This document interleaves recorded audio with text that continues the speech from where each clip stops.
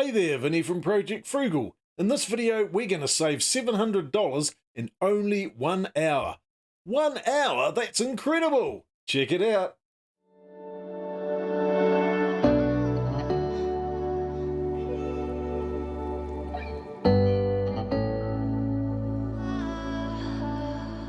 Okay, so we do have a bit of a disclaimer here. $700 in 1 hour, is that really possible? Well, yes it is. It is definitely possible. But what we're going to be doing is we're going to be examining our power bill. Now we've got electricity and gas. Yes, we do have we've got a 3 kilowatt solar system on the roof. You can check that out over here. But the last month's power bill for September 2022, exorbitant. All up over $502. That's for electricity. That's for gas. This is in New Zealand. We're supposedly low power users, but that's how much we pay. We're going to go through the numbers right now. Here we go then. So this is our energy bill for September 2022. We've got two suppliers, one for electricity, a company called Ecotricity, and supposedly they're very eco-friendly and carbon credits and all that sort of stuff. Saving the planet, of course. And another company here called Manawa Energy, formerly known as Trustpower, formerly known as Energy Direct before they bought them out, who did have the lowest gas prices at the time. But it's time to review this particular power bill, see if we can save some money. So based on the last month, September 2022 being quite a cold month in New Zealand, we spent an absolute fortune, all up $502.74. Now I've never had a power bill that high before. This is obviously electricity and gas. But, you know, there you go. It's $500 in 1 month. That is amazing. So obviously in the summer months, it's going to be a lot cheaper, but this is what we've got.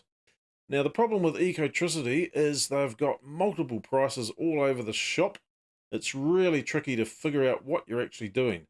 So in order to, well, I just had to basically look at the bills, figure out what, break all the charges down into whatever bits they were, expand it all out as per the bill, which does actually match up to $373.64.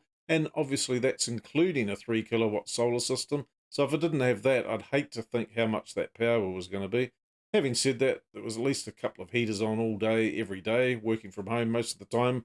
So that's how much that was. And the gas bill, what have we got there? $129.10 all up. You can see we've broken it down into the price per unit, the daily charges, etc. The days for the electricity bill was 31. The days for the gas bill was 32. So a slight difference there, but I'm sure when the next bills come out, they'll be roughly about the same length of time as well. So roughly around the 30-day mark.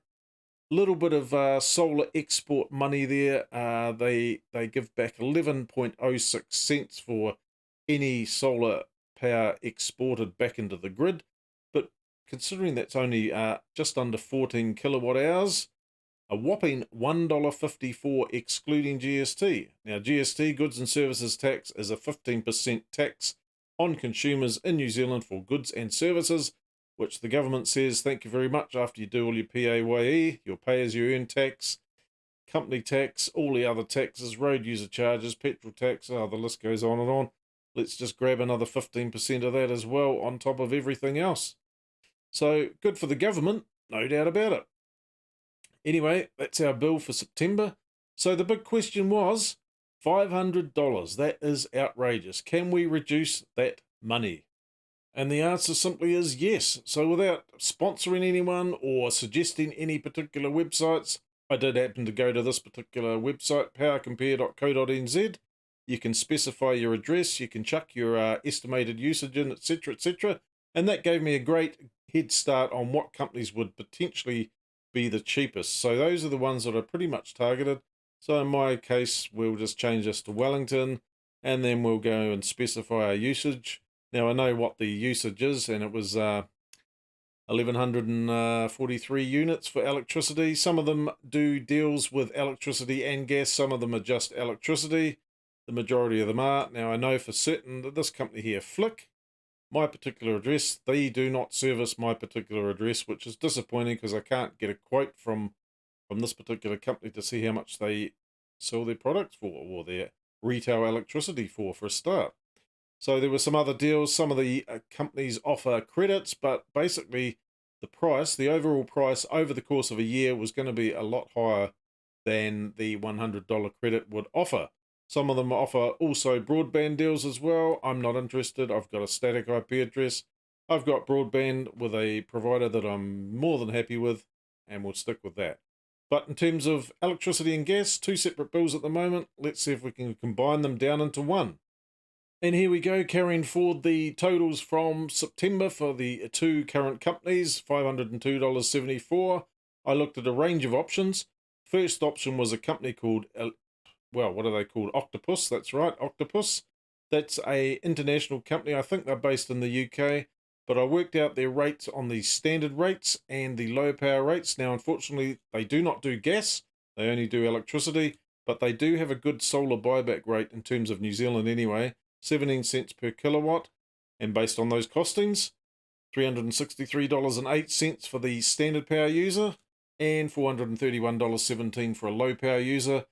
Now the difference between a standard and a low power user is roughly around, if you use more than 8,000 kilowatts in a year, then you're better off going with the standard plan. If you use less than 8,000 kilowatt hours in a year, you're better off going on the low power plan. And the low power plan generally will have a lower daily charge, but a higher kilowatt hour unit rate, and vice versa for the standard user. So because we're consuming a lot more electricity these days because it's been cold, yeah, well, it's always cold in New Zealand, the main thing really is more working from home, which basically increases the power bill. It's pretty much as simple as that. So we've changed from a low user to a standard user. So those were the prices for that particular company.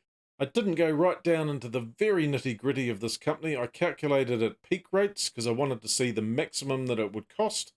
It would actually be lower than these amounts here, but it gave me a decent indication of what's the worst case scenario if I was to basically have that same September bill.